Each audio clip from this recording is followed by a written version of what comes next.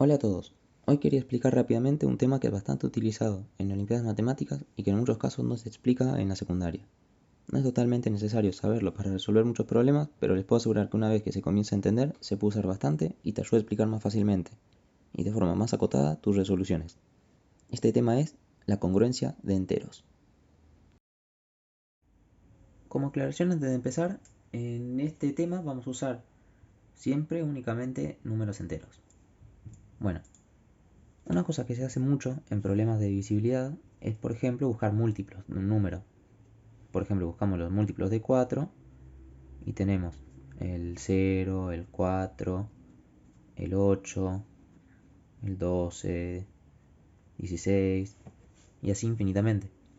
¿Y por qué son múltiplos? Porque se pueden escribir como 4 por n, siendo n un número entero. Un número entero.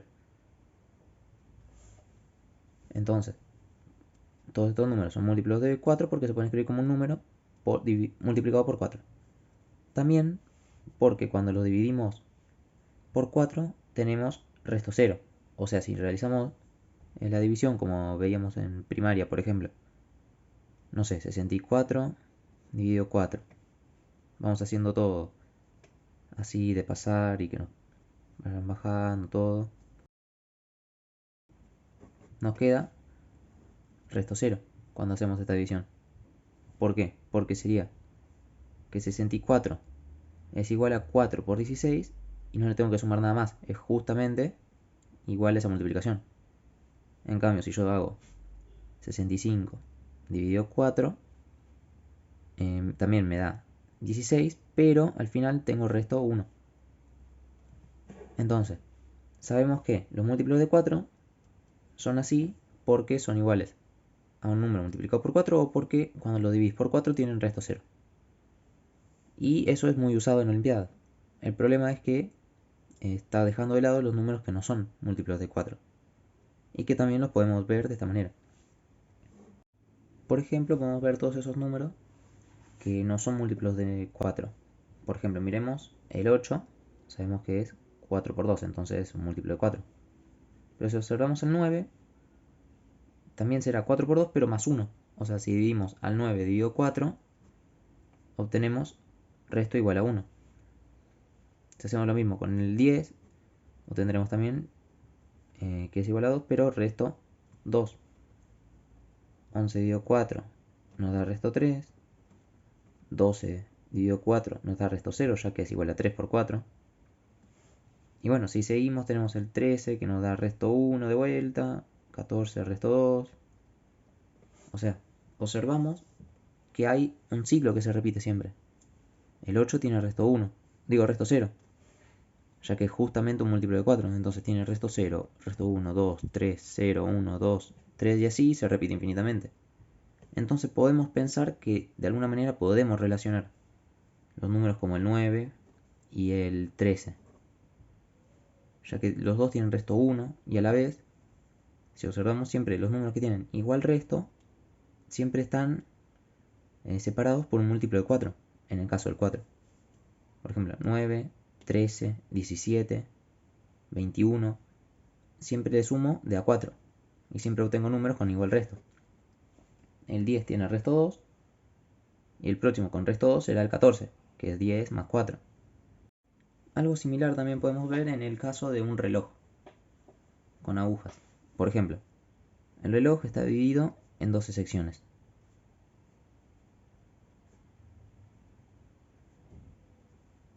Así. Entonces, si observamos cómo estaría el reloj a las 5 de la mañana, estaría así. Que esto corresponde a las 5 horas.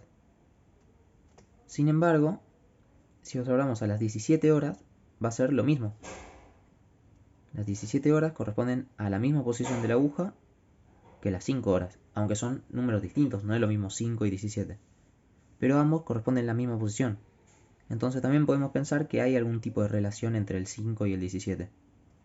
Solo que esta vez con respecto al número 12, ya que hay 12 divisiones en el reloj. Lo mismo con el 2 y las 14 horas. Así. Y siempre están separadas también por 12 números. O sea, 5 más 12 es 17, 2 más 12 es 14 y así. Similar, de forma análoga a lo que teníamos antes.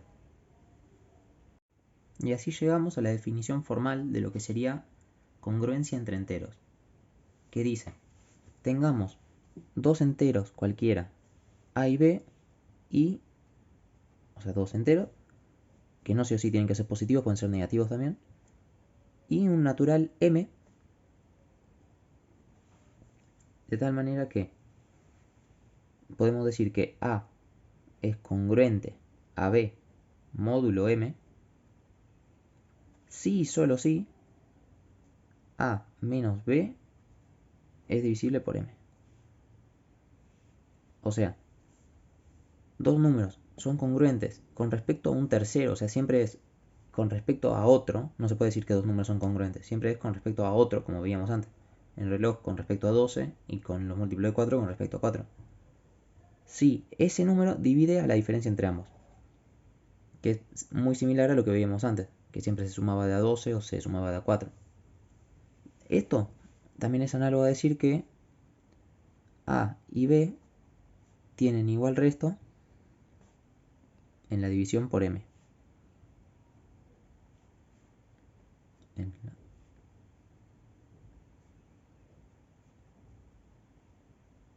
Es decir, si yo divido a dividido m y b dividido m, me pueden dar resultados distintos, pero ambos van a tener igual resto. Entonces, por ejemplo, sabiendo esto, puedo ver que antes lo que yo llamaba relaciones entre números, lo puedo formalizar diciendo que 5 es congruente a 17 módulo 12, o que 10 es congruente a 14, congruente a 18 módulo 4, por ejemplo. Y de la misma manera, un múltiplo de 4, o un múltiplo de 5, mejor dicho, como para cambiar un poco. Un múltiplo de 5, como puede ser el 20, será congruente a 0 módulo 5, ya que 20 menos 0 es igual a 20 y 20 es divisible por 5, por lo que se cumple la definición que dimos antes.